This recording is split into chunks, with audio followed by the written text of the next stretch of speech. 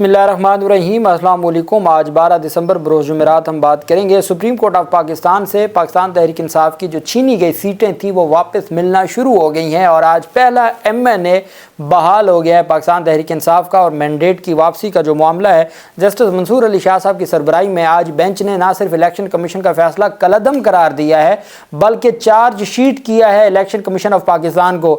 आज election commission का जो वकील था वो चारों कोनों में कमरा अदालत नंबर 1 में, चूँकि मंसूर अली शाह साहब कमरा अदालत नंबर 1 में बैठे हैं, या अफरीदी साहब मौजूद नहीं है, तो बेंच नंबर 1 ही मंसूर अली शाह साहब का बेंच है। तो कमरा अदालत नंबर 1 में चारों कोनों में मंसूर अली शाह साहब बेंच के सामने पेश हुए। DG लॉ, इलेक्शन कमीशन और इलेक्शन कमीशन के वकला और मुस्लिम लीग नून के वकला हर तरफ उनको काजी फैज़ ईसा ढूंढते थे। काजी फैज़ ईसा उनको नज़र नहीं आ रहे थे। वो काजी फैज़ ईसा जो इलेक्शन कमीशन के गुण गाते थे, जो सिकंदर सुल्तान राजा के गुण गाते थे और हर तरह की इलेक्शन कमीशन के गैर कानूनी इक़दामात को सराहते थे, आज वो काजी फैज़ उनको नज़र नहीं आया। आज सुप्रीम कोर्ट ऑफ पाकिस्तान में जो असल जज है ना, वो नज़र आए और उन्होंने फिर वो किया कि जिसको आप कह सकते हैं कि चार्ज शीट से भी ज़ायद हो गया कुछ। और अदालत ने कहा है कि कोई प्रोसीजर नहीं फॉलो किया, बस किसी बड़े का ऑर्डर आ गया और आपने कर दिया। बंदा आपने, वो एक MNA है, इलेक्टेड मेंबर है, और आपने उसकी बात भी नहीं सुनी, कोई इंक्वायरी नहीं की और आपने उसको डिसीड कर दिया। आपके पास कहाँ से इख्तियार आ गया? अहम तफसीलात हैं जो मैं आपके साथ शेयर करूंगा। पहले मैं आपको बताता चलूँ कि बैरिस्टर गौहर अली खान की एक दरख्वास्त थी प्रैक्टिस एंड प्रोसीजर ऑर्डीनेंस से मुतल्लिक। जो प्रैक्टिस एंड प्रोसीजर ऑर्डीनेंस आया था जिसमें काजी फैज़ ईसा ने दिन में ऑर्डीनेंस जारी हुआ, शाम के वक्त उन्होंने मुनीब अख्तर को हटा के अमीनुद्दीन खान को मेंबर बना दिया। मंसूर अली शाह ने उसके ऊपर ख़त लिखे और वो में दोबारा ना बैठे, उसको चैलेंज किया।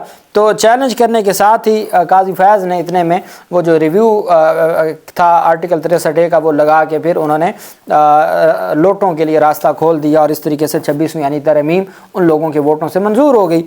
तो वो जो supreme court practice and procedure ordinance था वो बाद में लगा, काजी फैज़ ने काम पहले डाला। सुप्रीम कोर्ट आईनी बेंच ने प्रैक्टिस एंड प्रोसीजर ऑर्डीनेंस के खिलाफ, चूँकि अब वो ऑर्डीनेंस गैर मौसर हो गया ना, अब उन्होंने उसको एक्ट ऑफ पार्लियामेंट बना लिया है, तो इस वजह से वो गैर मौसर हो गया था। जस्टिस अमीनुद्दीन खान ने रिमार्क दिए कि प्रैक्टिस एंड प्रोसीजर ऑर्डीनेंस ख़त्म हो चुका है।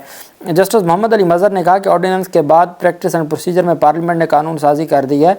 वकील दरख्वास्त गुजार ने कहा कि ऑर्डीनेंस के तहत कमेटी के एक्शन को कलअदम करार दिया जाए।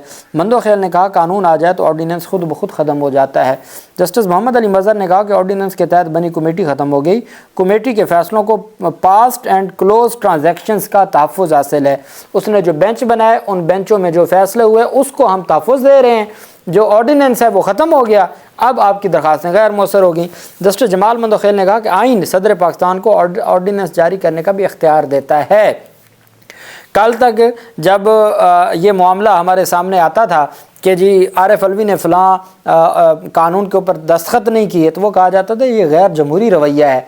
आज अपनी मर्ज़ी के ऑर्डीनेंस जारी हो रहे हैं और मदरसा जो एक्ट है, सोसाइटीज़ रजिस्ट्रेशन एक्ट, वो दोनों ऐवानों से मंजूर होने के बाद आसिफ जरदारी ने उसके ऊपर ऑब्जेक्शन लगा के, इतराज़ात लगा के उसको वापस भेज दिया। वो जमहूरी है। आरिफ अलवी यही काम करता था, वो गैर जमहूरी था। तो ये अपनी अपनी तारीफ़ें हैं हमारे जो ख़ास तरह के सरकारी सहाफ़ी हैं उनकी।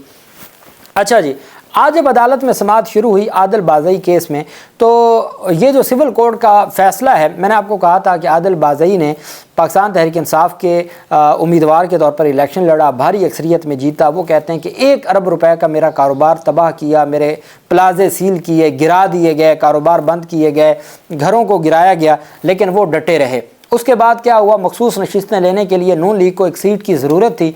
नून लीग ने आदिल बाज़ई का अपने नोटिफिकेशन एक बयान हल्फी जाली जमा हुआ। उस जाली बयान हल्फी की बुनियाद पर इलेक्शन कमीशन ने आदिल बाज़ई को नून लीग का डिक्लेयर कर दिया। कौमी असम्बली ने भी नून लीग के खाते में डाल दिया, उनको मखसूस नशिस्तें मिल गईं। और फिर बजट पास हुआ तो बजट में आदिल बाज़ई तो नून लीग के थे नहीं कि नून लीग की बात सुनते। आदिल बाज़ई ने नया बयान हल्फी दिया। मखसूस नशिस्तों का केस जो था सुप्रीम कोर्ट में PTI के मेंबर असम्बली के तौर पर उन्होंने अपना नोटिफिकेशन दिया, अपना बयान हल्फी दिया, जो सुप्रीम कोर्ट ने करार दिया कि हाँ जी आदिल बाज़ई भी पाकिस्तान तहरीक इंसाफ के हैं। اتنے میں 26ویں ترمیم ہو گئی، اس میں بھی عادل بازئی نے ووٹ نہ دیا۔ عادل بازئی کے خلاف نواز شریف نے بطور صدر نون لیگ 2 ریفرنس دائر کیے۔ انہوں نے پہلا ریفرنس بھیجا کہ بجٹ میں انہوں نے آرٹیکل 63A کی خلاف ورزی کی ہے، اور پھر 26ویں ترمیم میں آرٹیکل 63A کی خلاف ورزی کی ہے۔ اسپیکر قومی اسمبلی کو بھیجا، اسپیکر اسمبلی نے بغیر کوئی جانچ پڑتال کیے وہ منوان بھیج دیا، چونکہ بڑے صاحب کا جو حکم تھا بھیج دیا الیکشن کمیشن کو۔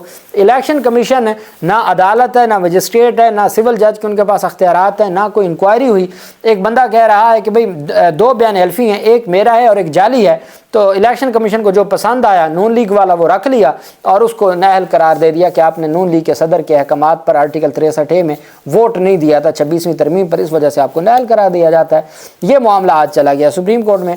9 دسمبر کو سپریم کورٹ نے اس کو معطل کیا، آج کل عدم قرار دیا اور آج تو چارج شیٹ ہی لگا دی۔ اچھا، عادل بازئی کے وکیل نے عدالت میں جو آرگومنٹس کیے اس میں جو سول کوڈ کا جو فیصلہ ہے جس میں عادل بازئی نے کوئٹہ کی سول عدالت میں وہ جو بیان حلفی نون لیگ والا ہے جعلی، اس کو چیلنج کر دیا کہ جناب ڈکلیئر کیا جائے کہ یہ جعل سازی سے بنا ہے، یہ میرا نہیں ہے۔ عدالت جو سول کوڈ نے لکھا کہ جس عہد کمشنر کی اسٹیمپ تھی، اس عہد کمشنر کو جب عدالت نے طلب کر کے اسٹیٹمنٹ لی تو عہد کمشنر کہتا ہے نہ میں نے یہ اسٹیمپ کی ہے، نہ میرے دستخط ہے، نہ میں نے یہ جاری کیا ہے۔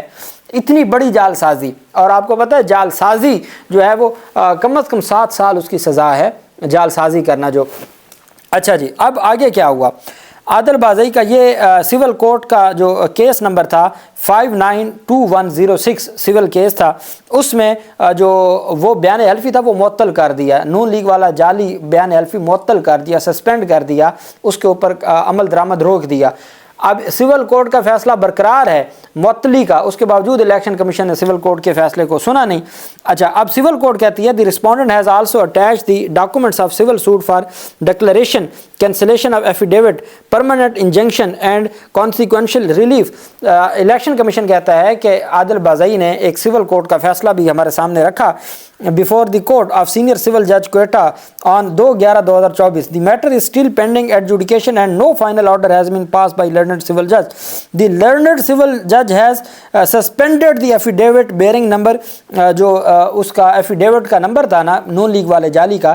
الیکشن کمیشن خود کہہ رہا ہے کہ اس نوٹیفیکیشن اس بیان حلفی کو election commission civil court suspend کر چکی ہے۔ یہ الیکشن کمیشن اپنے فیصلے میں لکھتا ہے suspended till the next date of hearing. The said order for suspension of affidavit was passed on 2/11/2024 which does not have a retrospective effect. چونکہ یہ 2/11 کو پاس کیا گیا، اس وجہ سے بیک ڈیٹوں پر اس کا عمل درآمد نہیں ہو سکتا، اس کا اثر نہیں ہو سکتا۔ اس وجہ سے جناب والا الیکشن کمیشن کے پاس سیکشن 236 کے تحت یہ اختیار ہے کہ وہ کہیں کسی حد تک بھی جا سکتا ہے۔ اب منصور علی شاہ، عائشہ ملک اور عقیل عباسی، یہ 3 رکنی بینچ تھا، 3 رکنی بینچ میں یہ کیس چلا گیا۔ سپریم کورٹ نے عادل بازئی کو بطور رکن اسمبلی بحال کرتے ہوئے عادل بازئی کی اپیل منظور کر لی اور الیکشن کمیشن کا فیصلہ کالعدم قرار دے دیا۔ آرٹیکل 63A کے تحت ڈی سیٹ کرنے کا جو الیکشن کمیشن کا فیصلہ تھا وہ کالعدم قرار دے دیا۔ سپریم کورٹ نے الیکشن کمیشن کے طریقہ کار پر بھی سوالات اٹھا دیے۔ جسٹس عائشہ ملک نے کہا کہ حقائق جانچنے کے لیے کمیشن نے انکوائری کیا کی ہے، الیکشن کمیشن کے پاس اختیار کیا تھا۔ جسٹس عقیل عباسی بولے بس بڑے صاحب کا خط آ گیا، میرے خیال میں نواز شریف کی بات کی جا رہی ہے کہ اس کا ریفرنس آ گیا، بڑے صاحب کا خط آ گیا تو بندے کو ڈی سیٹ کر دو۔ یہ نہیں ہو سکتا کہ کسی بڑے صاحب کا خط آئے اور آپ اس بنیاد پہ کسی الیکٹڈ ممبر کو ڈی سیٹ کر دیں، ایسا نہیں ہو سکتا۔ عقیل عباسی صاحب نے کہا۔ جسٹس منصور علی شاہ نے کہا کہ پیمانہ تو سخت ہونا چاہیے تھا، آپ کو کوئی تو انکوائری کرنی چاہیے تھی، کچھ تو دیکھنا چاہیے تھا۔ عائشہ ملک نے کہا ایک شخص کہتا ہے کہ بیان حلفی میرا نہیں ہے تو الیکشن کمیشن تعین کیسے کر سکتا ہے کہ نہیں یہ اسی کا ہے؟ الیکشن کمیشن نے حقائق کا فیکٹس کا تعین کیسے کیا؟ کون سا قانون الیکشن کمیشن کو اختیار دیتا ہے کہ وہ انکوائری کر سکے؟ وکیل نون لیگ حارث عظمت نے کہا کہ عدالت کے سوالات بہت اچھے ہیں۔ جسٹس منصور علی شاہ نے کہا سوالات اچھے ہیں لیکن آپ جواب نہیں دے پا رہے۔ حارث عظمت نے کہا جی آپ کے سوال بڑے اچھے ہیں، انہوں نے کہا آپ جواب بھی نہیں دے پا رہے۔ جسٹس عائشہ ملک نے کہا کہ الیکشن کمیشن ملک کی تمام عدالتوں سے بالا تر ہو چکا ہے، اب ان کو پتہ تو تھا بھی 8 ججز کا فیصلہ نہیں مانا گیا۔ عائشہ ملک نے کہا کہ الیکشن کمیشن ملک کی تمام عدالتوں سے بالا تر ہو چکا ہے، آپ کو کسی چیز کی پرواہ ہی نہیں ہے کہ آپ کسی کو نہیں مانتے۔ جسٹس منصور علی شاہ نے کہا کہ عدالتوں اور مجسٹریٹوں کو بھی نہیں مانتے، خود بھی انکوائری نہیں کرتے، کیا الیکشن کمیشن کے پاس ایسا ٹرائل کرنے کا اختیار موجود ہے؟ ٹرائل کورٹ کی پاور الیکشن کمیشن کے پاس کہاں سے آ گئی؟ الیکشن کمیشن نے تو بلڈوزر لگایا ہوا ہے۔ سپریم کورٹ کہہ رہی ہے، 3 رکنی بینچ کہہ رہا ہے کہ بھئی آپ نے تو بلڈوزر لگایا ہوا ہے، آپ تو ہر چیز کو بلڈوز کیے جا رہے ہیں، آپ نے تو انکوائری کرنے ہی گوارا نہیں سمجھا، آپ چلیں عدالتوں کو نہیں مانتے، مجسٹریٹ کو نہیں مانتے، خود ہی انکوائری کر لیتے۔ ایک بندہ کہہ رہا ہے یہ بیان حلفی میرا نہیں ہے، تو جب اور عدالت نے ڈکلیئر کیا کہ ڈکلیریشن کا اختیار یہ اسپیسیفک ریلیف ایکٹ کا سیکشن 42 ہے، اسپیسیفک ریلیف ایکٹ یہ قانون کا نام ہے، یہ ہمارا سول لاء ہے، اس کا سیکشن نمبر 42 ہے جس میں ڈکلیریشن کا اختیار ہے کہ کوئی اگر اپنا لیگل رائٹ ڈکلیئر کروانا چاہتا ہے تو وہ جاتا ہے عدالت میں کہ جناب والا یہ میرا حق بنتا ہے، یہ میرا رائٹ ہے، اس کو ڈکلیئر کیا جائے۔ ڈکلیریشن کی پاور صرف سول کورٹ کے پاس ہے، تو یہ کیسے ڈکلیریشن پاس کر سکتی ہے؟ اور پھر سول کورٹ جس کو سسپینڈ کر رہا ہے، جب سسپینڈ تھا اس وقت الیکشن کمیشن نے اس بیان حلفی کی بنیاد پہ کیسے بندے کو ڈی سیٹ کر دیا؟ عادل بازئی آپ جانتے ہیں کہ ان کے ساتھ جو کچھ ہوتا رہا، جس طریقے سے ان کو ٹریٹ کیا جاتا رہا، وہ پاکستان تحریک انصاف کے ساتھ کھڑے رہے۔ آج ہر طرف یہی تھا کہ جی قاضی فیاض نظر نہیں آ رہا، قاضی فیاض نظر نہیں آ رہا۔ حقیقت یہ ہے کہ عادل بازئی کے ساتھ زیادتی ہوئی، گھر کو گرایا گیا، وہ کہتے ہیں میرا 1 ارب روپے کا کاروبار کا نقصان ہوا، تباہ کر دیا سارا کچھ۔ اس کے باوجود وہ ڈٹا رہا، اس کا جعلی ایفیڈیوٹ بنایا، اس نے کیس لڑا الیکشن کمیشن کے سامنے، اس کو پتا تھا الیکشن کمیشن نے کچھ نہیں کرنا، وہ سپریم کورٹ لے گیا۔ سپریم کورٹ نے نہ صرف آج اس کو بحال کیا ہے، جو ضمنی الیکشن کمیشن نے اناؤنس کیا تھا کوئٹہ میں، وہ کالعدم ہو گیا، وہ ختم ہو گیا، اور پاکستان تحریک انصاف کی جو سیٹ ہے، 1 سیٹ کا اضافہ ہو گیا قومی اسمبلی میں پاکستان۔ اب تو پہلے تو تھا نا کہ وہ نون لیگ کے کھاتے میں تھی آفیشیل، اب وہ پاکستان تحریک انصاف کے کھاتے میں آفیشیل ہو گئی، 1 اور سیٹ کا اضافہ ہو گیا پاکستان تحریک انصاف اور سنی اتحاد کونسل کو۔ اللہ پاک پاکستان کا حامی و ناصر ہو۔ بہت شکریہ، اللہ حافظ، پاکستان زندہ باد۔